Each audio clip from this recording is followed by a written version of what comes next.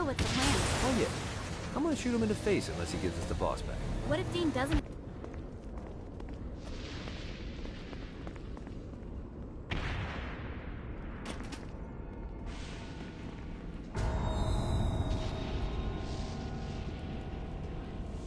Welcome to hell.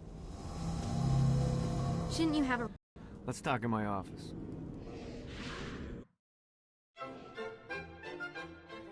Not even death could stop the enterprising Vogel, who wasted no time in setting up an Ultor branch in the bowels of hell. Dane was eager to fill Johnny in on the ever-shifting politics of land rights in the underworld.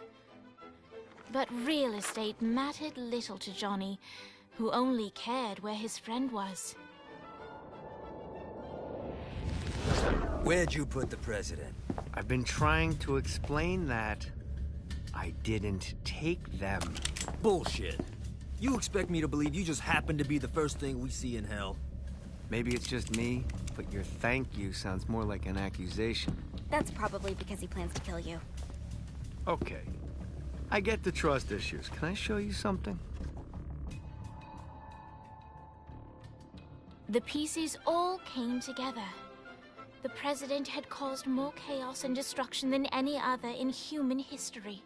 It was only natural that Satan would want them to marry his daughter. They needed a plan, and Johnny had one. I'm gonna shoot the devil in the face. I think you might be skipping some details. No, I said in the face. I like the commitment, but you gotta find a way to get close enough to him in the first place. When's the wedding? I'll just show up and then you'll shoot him in the face. Sorry, but it's a little more complicated than that. These things are tied to the soul. You won't be able to enter without one. So how do we get one? You get his attention. I know some places that are of particular value to the father of the bride. You hit those, you'll get your shot. Wait, why would Satan give out an invitation for destroying his stuff? Oh, he won't, but it should piss him off enough to get him to attack Johnny personally. Either the devil kills Gat and Ultor gets the construction contracts to rebuild what was destroyed, or Johnny kills Satan and I'll have to pay less taxes. It's pretty win-win. That's why you're helping us? To make more money in hell? Hell's what you make of it, sweetie. Works for me. What you got? All right. Satan had entrusted the day-to-day running of hell to 5 archdukes, and Dane knew how to find them all. But beyond that, not everyone in hell was content to go alone. Mogul knew that the key to unseating Satan lay in gaining their aid. But before Johnny set out to wage war against the Prince of Darkness, Dane had one final gift, an artifact that he had spent fortunes on. Lucifer's cracked halo. This holy relic granted Johnny the majestic wings of the Morning Star. However, he still needed help in learning how to use them.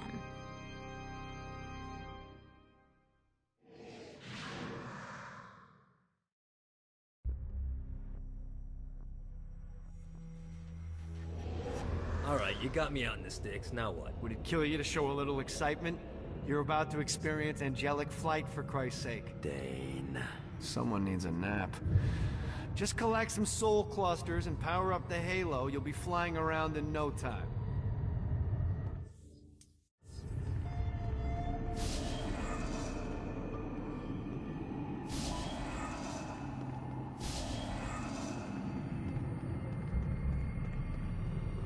Great. Now you should have...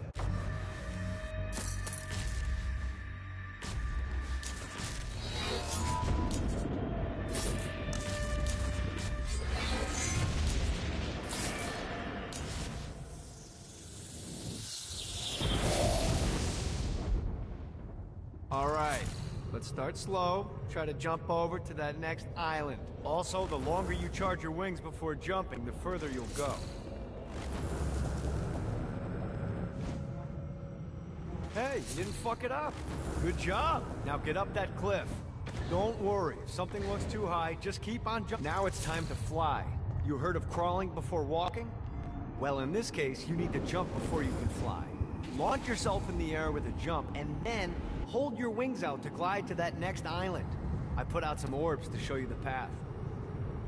You'll have to dive to reach the next island. Do that by pointing your head down. Don't worry, the rest of your body will follow.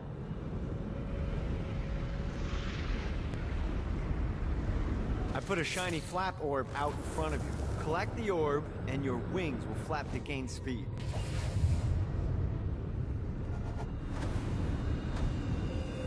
Alright, now try flapping those wings on your own. Do a flap on your way to the next island.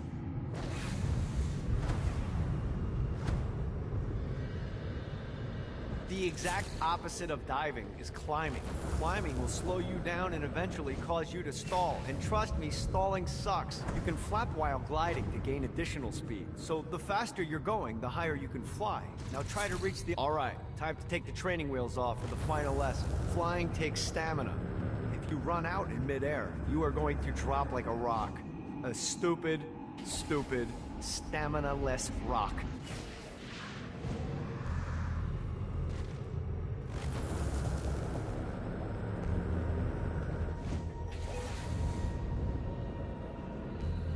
Gotta pick it up. Let's get you back to the old tour building. I want to run through all the stuff you can do to hurt Satan. Sure thing. See you soon. Here's the deal. If you want some FaceTime with Satan, you need to get his attention. Now, Satan hates being challenged, so anything you do to undermine his control is good. Fraud, mayhem, shooting demons in the face, anything. You can keep track of Satan's wrath with this handy meter. Get it high enough and you'll be having drinks with Big Red in no time. I've compiled a list of shit to do, so take a look and do whatever sounds fun. Oh, one more thing. We have some potential allies down here. Trust me, you want to impress them.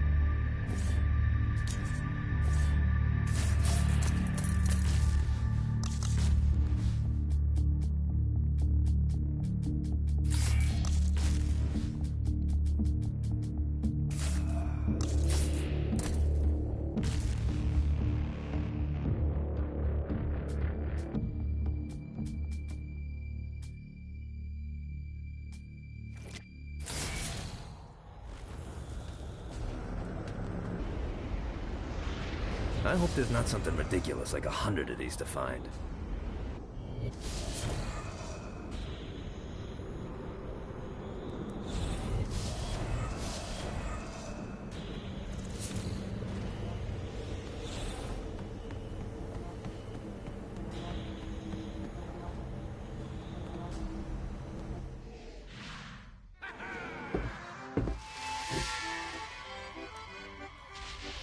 Abandoned ship! We've been boarded! Get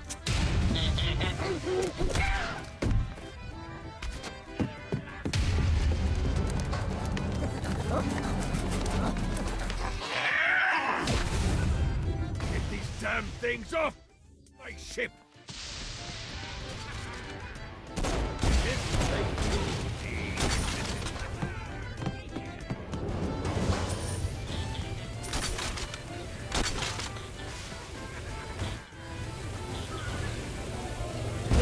Got to offer?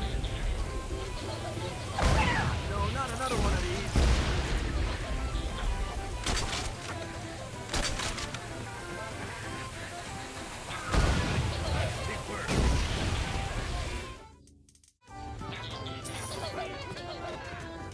Just like the old days.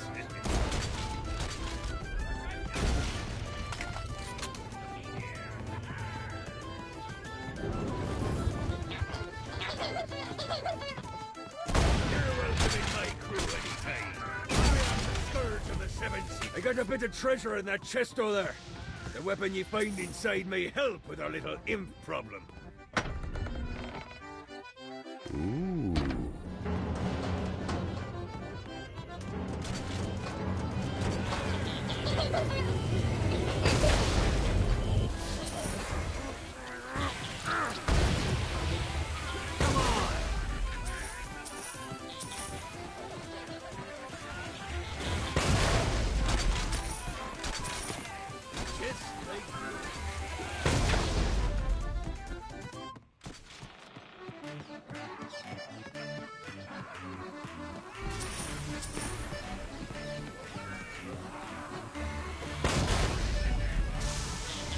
I summoned these imps to serve as my crew.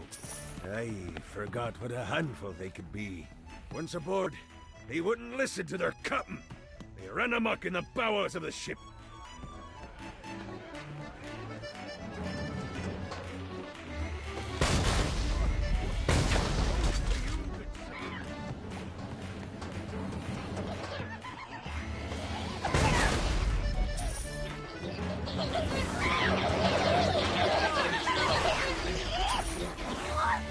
Fighting little bastards.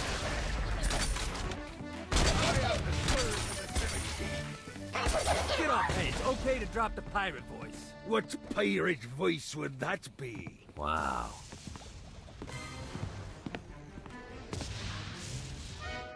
Zinyak's destruction of Earth had a profound impact on the afterlife. To heaven, it was a logistical nightmare. St. Peter's meticulous nature drove purgatory wait times to unbearable levels.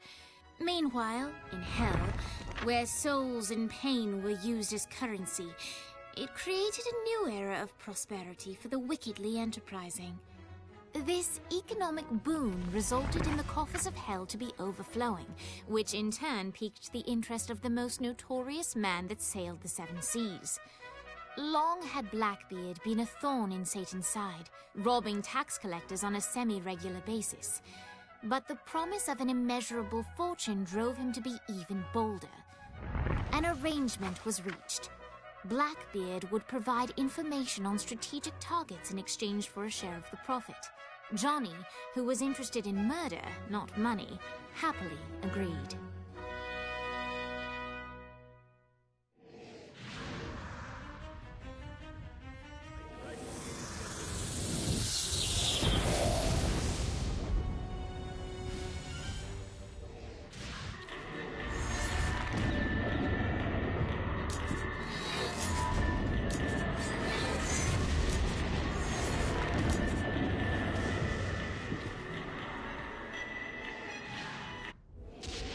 All right, matey. It's time for your lesson. Let's summon me favorite scurvy-riddled hellion, the imp. Why don't you start off by summoning an imp to take out those enemies? There you go, matey. Now take down the other demon. Those little ankle biters are vicious. Now let's practice your aim. Take down the demons on the islands.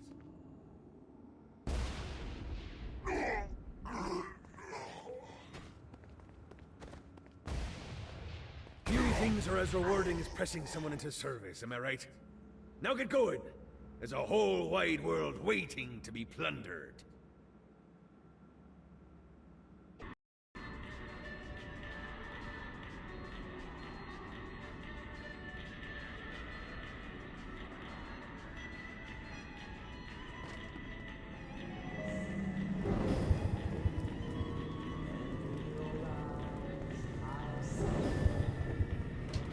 Where the president is being kept.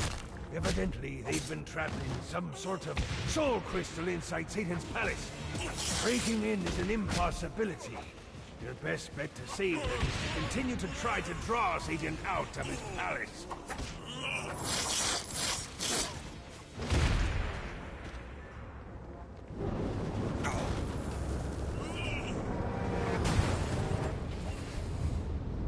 Yeah!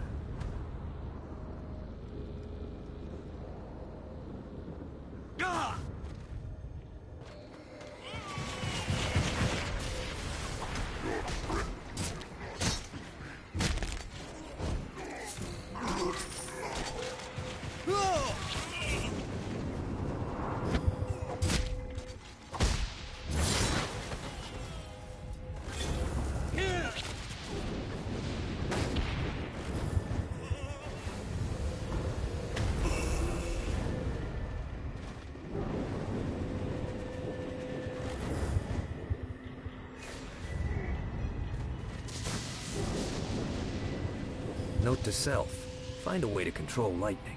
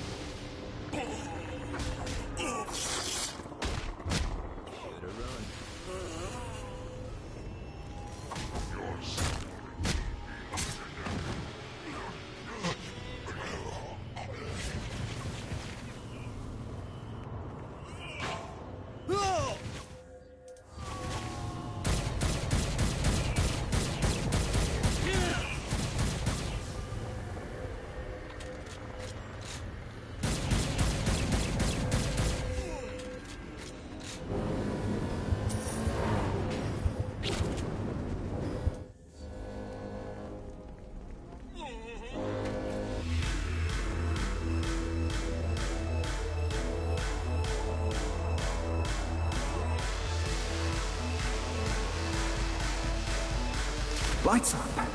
William Shakespeare, humanity's greatest playwright, and hell's most diabolical purveyor of entertainment, looks on as a brave mortal on an Orphean quest enters. The bard's interest is piqued, and he looks to test his visitor's mettle.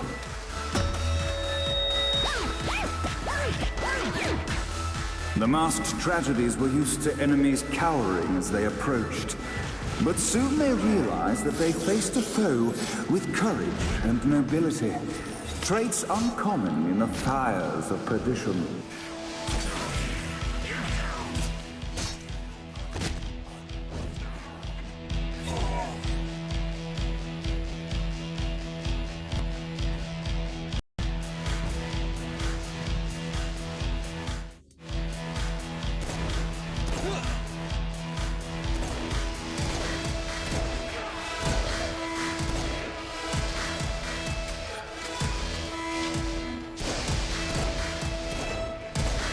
The inciting incident resolved. The time had come for rising action. This is good for the soul.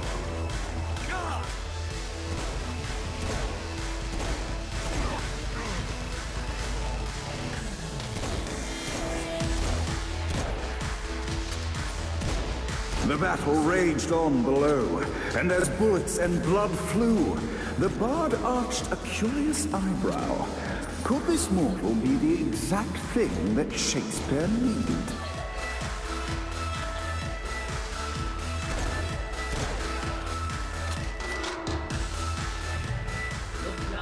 This battle's far over. Arise! And now, Act 3!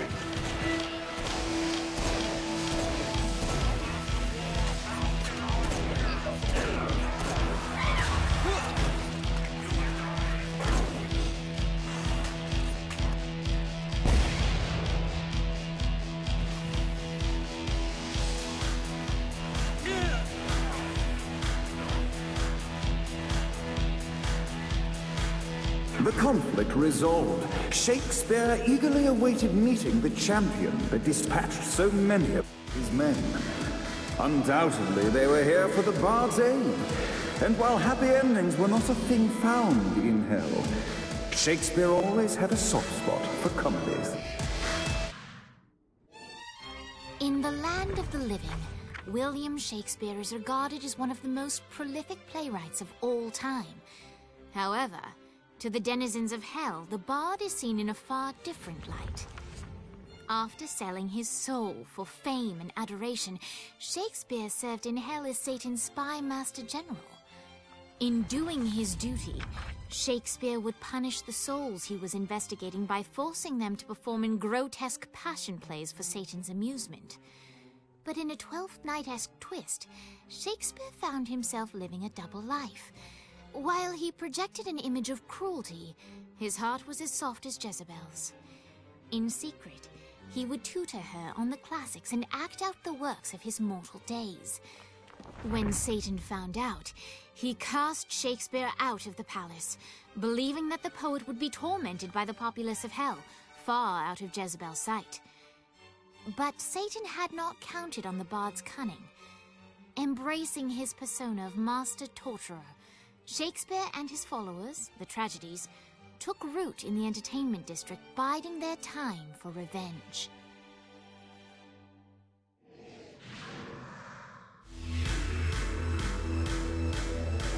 And so Shakespeare called forth the Deus Ex Machina to bestow our protagonist with the arcane power of Force Stomp.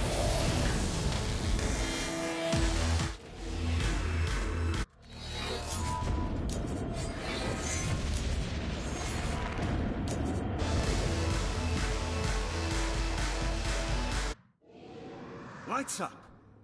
The mortal stands in the training grounds, eager to try out his new Force Stomp power on the group of demons in front of them. Act 1, Scene 2, in which our protagonist Act 2, in which our protagonist is greeted by foul imps.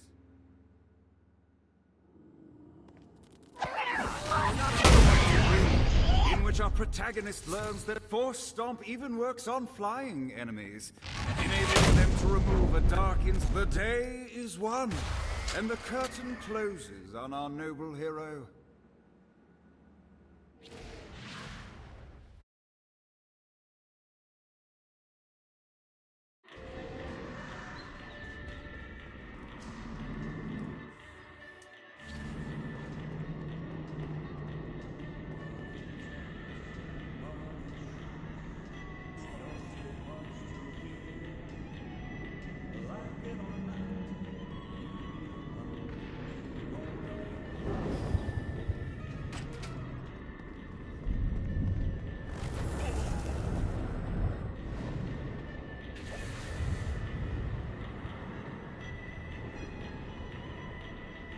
Gotta pick it up.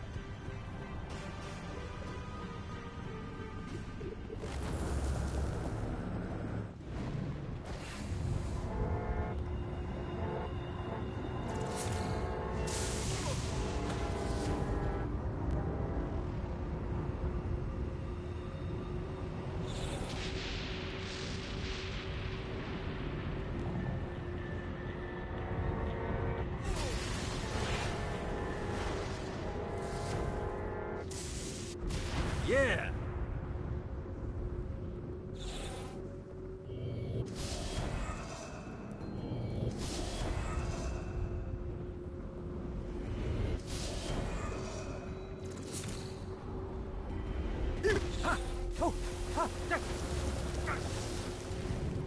Need to rest the wings.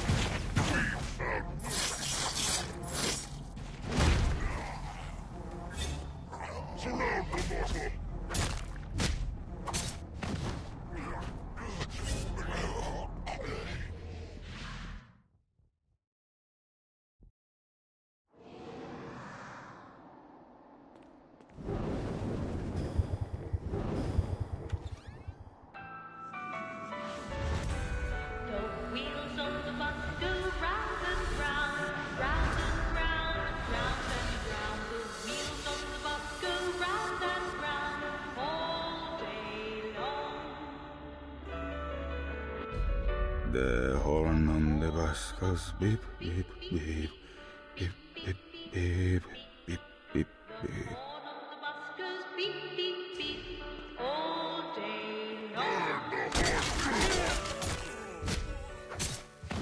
Winning isn't important.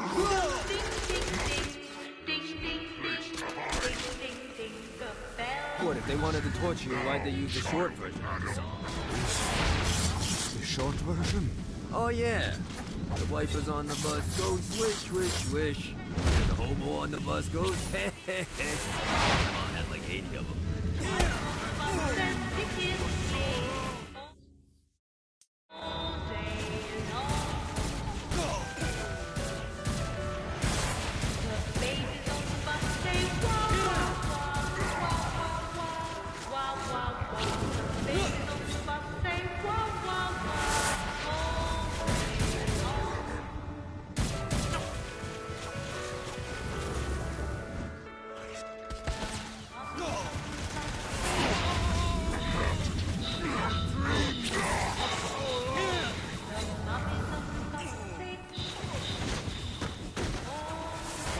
For the collection.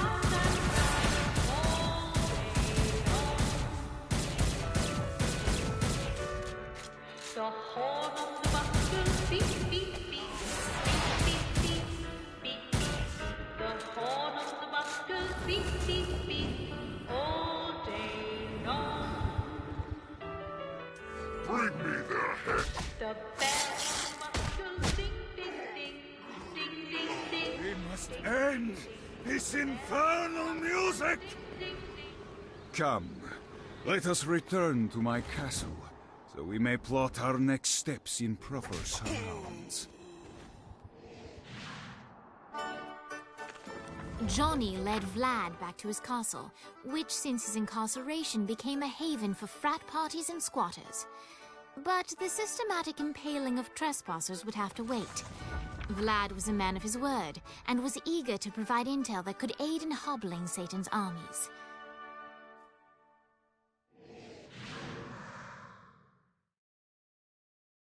I bestow upon you the Stygian cold fire.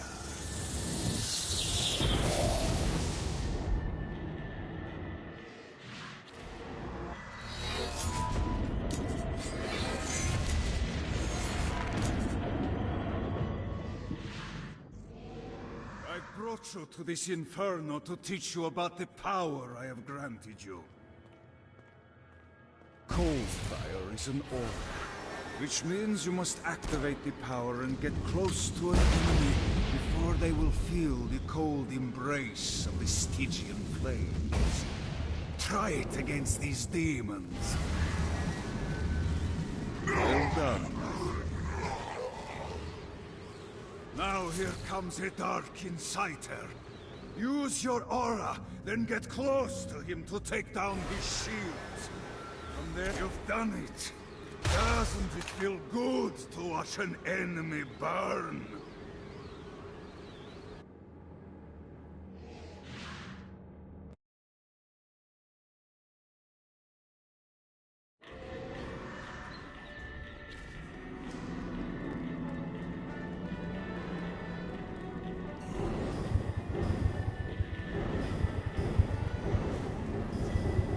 Remember, Vlad used to be Hell's general. Just keep him on your good side.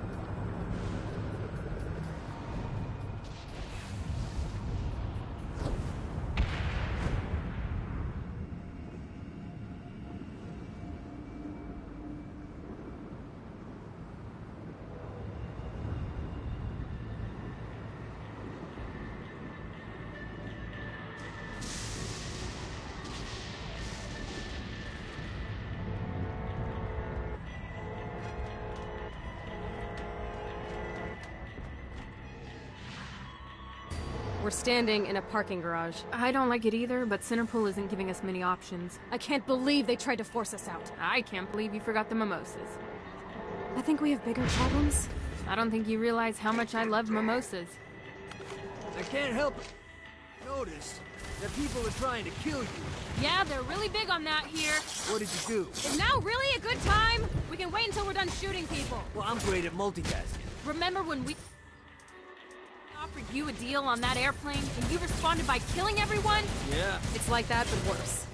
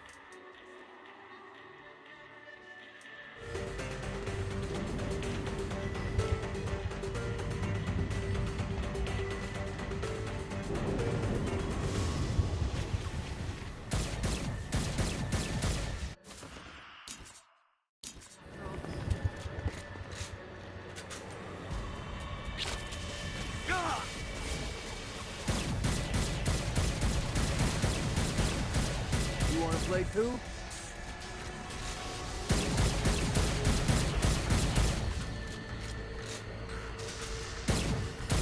Hey, Viola. Thought you should know that Kinsey misses you. Real?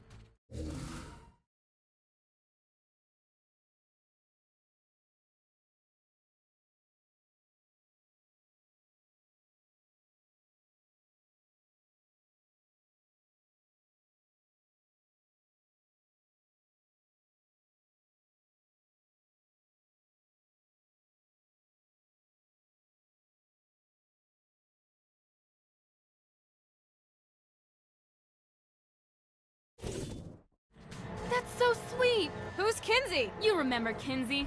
She was that hacker that Matt Miller hated. Isn't she crazy? You know, she really grows on you.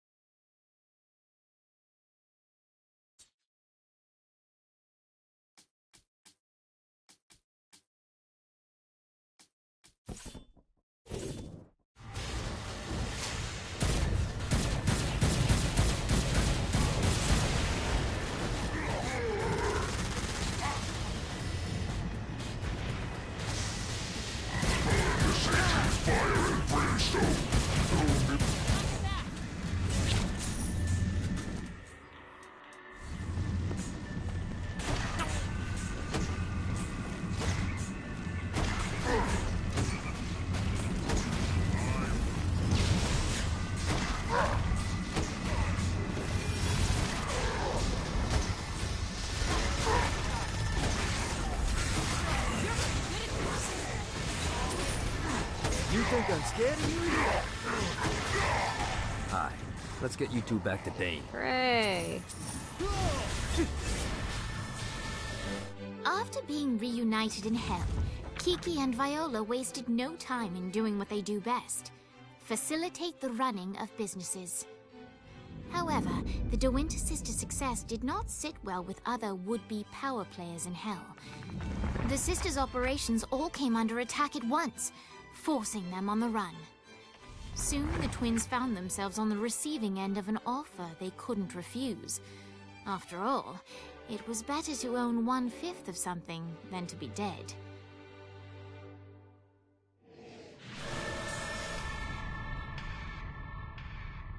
You helped us, now let us help you. Here's a little something made popular by another group of sisters, the Gorgons.